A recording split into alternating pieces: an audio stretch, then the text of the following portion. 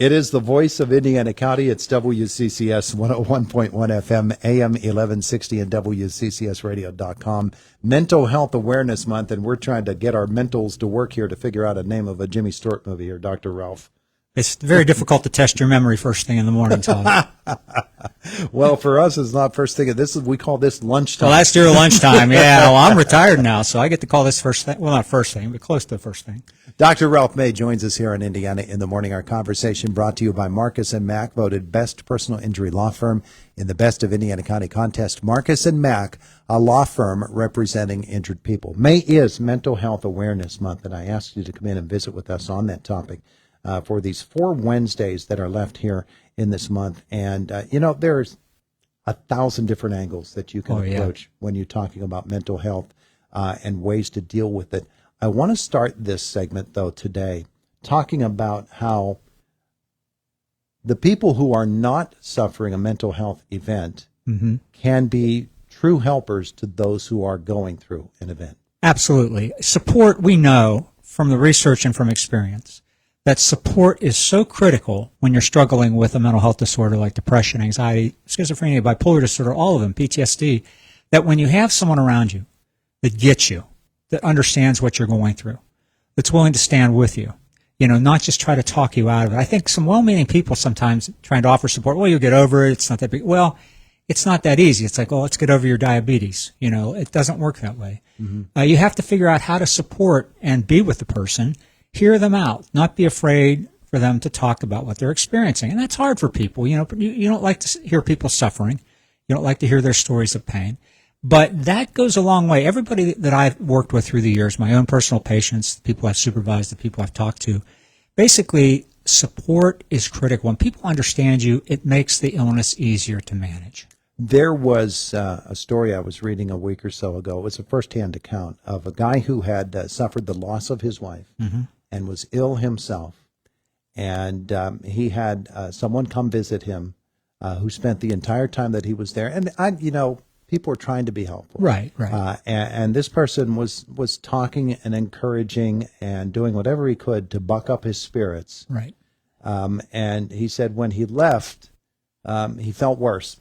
Right. But someone else came to visit him, and he said, sat there for an hour and a half. Not a word was passed between the two of us. When that guy had to leave, he said, I felt so much better. It's really case by case, and it's really trying to figure out what is the best approach here that's going to help this person the most. Listen. The story you just told is a perfect encapsulation of what people need to do. As human beings, we want to help. We want to say things to people to make them feel better, right? You'll get over it. It could be a lot worse. All these things that when you're really struggling kind of ring hollow. They really do. They send a message that you're really not getting what I'm going through. So the individual just sits and listens. If you think of what therapists do, good therapists listen. They listen carefully to what the person is saying, and they reflect sometimes, is that what you meant, or were you saying that? They aren't trying to give them advice or tell them what to do. They're listening to their story, their narrative, so they understand what the person's going through. Just listening to the story is powerful and healing. Yeah. It's a process, isn't it? It very much is. There's no quick, easy fix here in our society which wants quick, easy fixes. This requires relationship and time. Let's talk about the concept of understanding, because you talked about somebody who gets it and somebody who understands what you're going through. That is not an easy thing to grasp. No.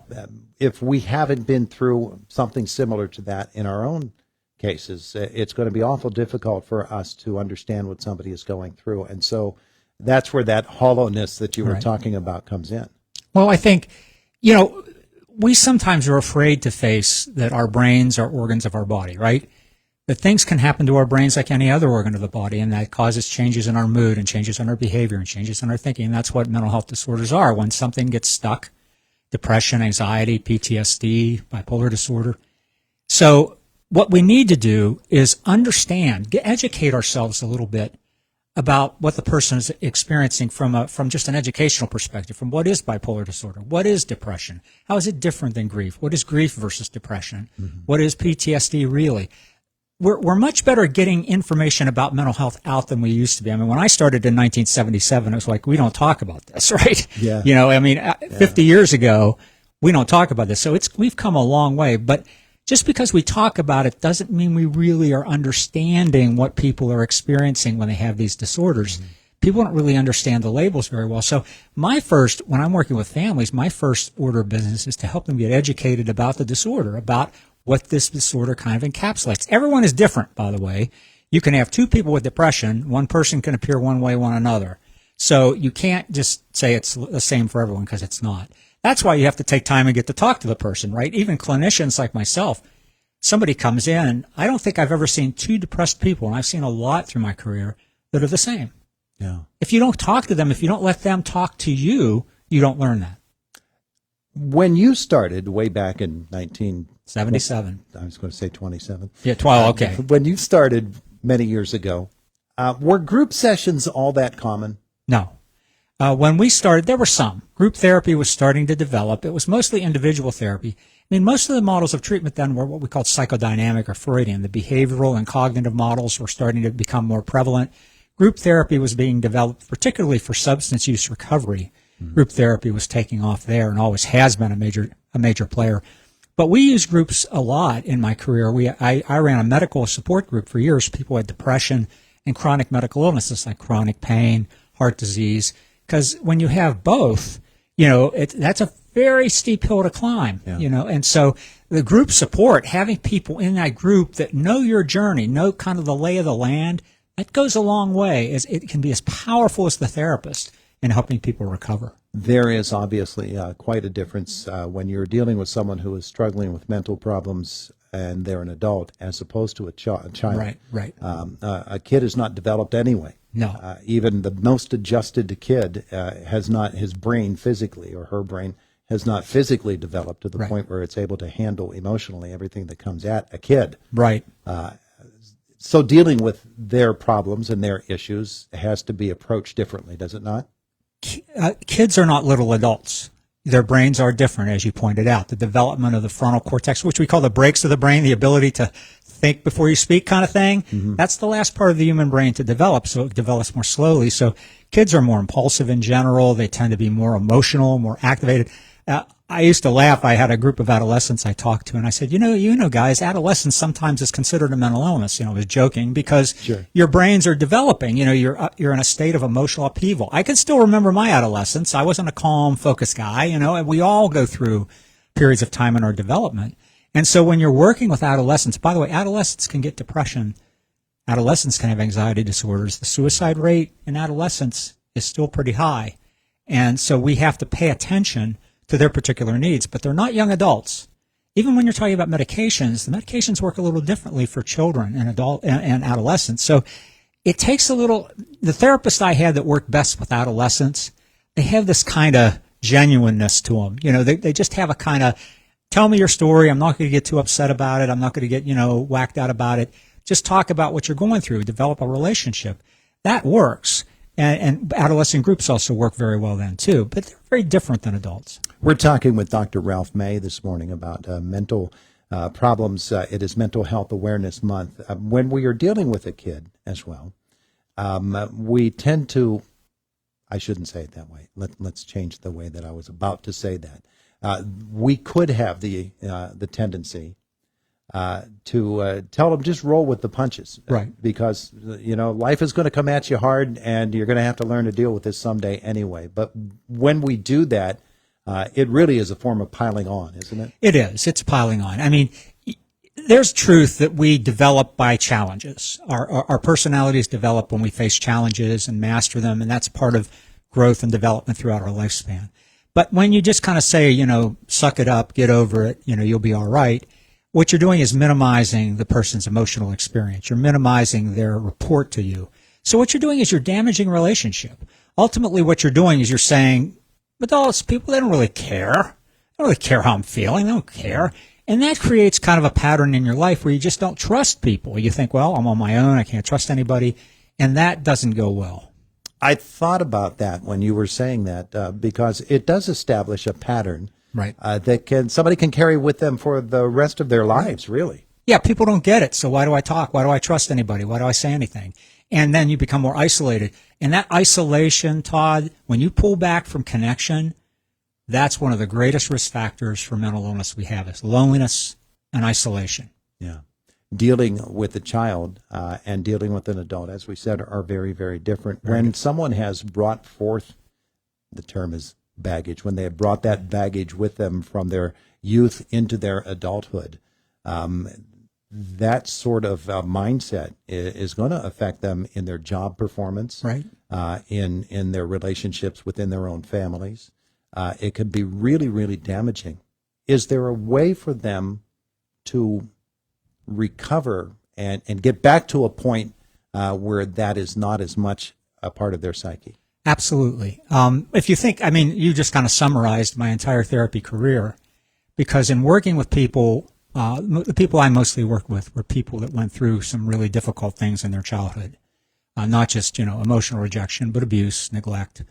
And so the trust, the connection, the greatest challenge wasn't that therapy would be helpful. It is.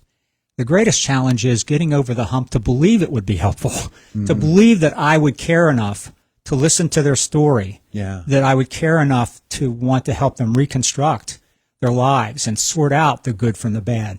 And by sorting that out, you do get stronger. You do put things in perspective, because we carry things like inside of ourselves that are distortions. They're based on our own reactions to the events.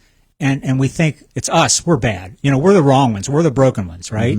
It wasn't what happened to us. It's us.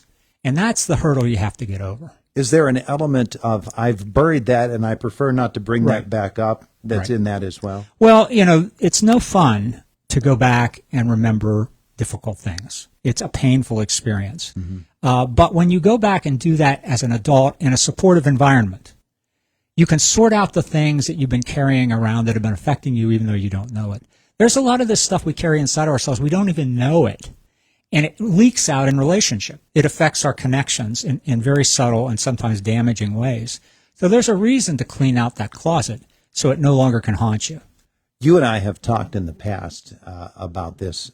There is also a very strong connection between the mental health problems that you might be having and your physical health. Absolutely. And getting into sort of an exercise or physical activity type of an approach, especially when you have somebody who wants to be a helper and a teammate with you. To me, seems like that would be a really, really strong way to approach things. The term we throw around is self-care, which is doing things that improves your physical well-being and your emotional well-being. So some things you can do that are non-physical is like listen to music, meditate, learn meditation, deep breathing. But exercise is a good thing. And I'm not talking about running a marathon. You don't have to go out and run the Pittsburgh Marathon. Maybe you want to. Maybe you want to set that as a goal and do that. But, walking, I've said a million times, getting outside and getting exposed to natural sunlight, even when it's cloudy, that goes a long way toward helping your mood and resetting things in your brain. Talking with Dr. Ralph May. These segments are going to go so quickly. They do. They do. There's so much to cover in this month. That's why I've asked you to come back and visit with us on the 4 remaining Wednesdays of this month, because there's a lot of ground to cover. A lot, and I'll be here to do it. Yeah. For folks who need a resource. Our local resource, there's 2 resources. You can always dial or text 988, which is the National Crisis Line, but locally, 877-333-2470. That's our local crisis number, 24/7. Mobile crisis is attached to that, which means somebody can come out and see you. It is a great resource. He is Dr. Ralph May. Thanks for the visit. Thank you, Todd. It is the voice of Indiana County. It's WCCS 101.1 FM, AM 1160, WCCSradio.com. May is Mental Health Awareness Month. Time for a checkup. It's 8:26 in the morning. It's Indiana in the Morning. Boomer Sports next, and then Jake is with us from the WCCS Newsroom.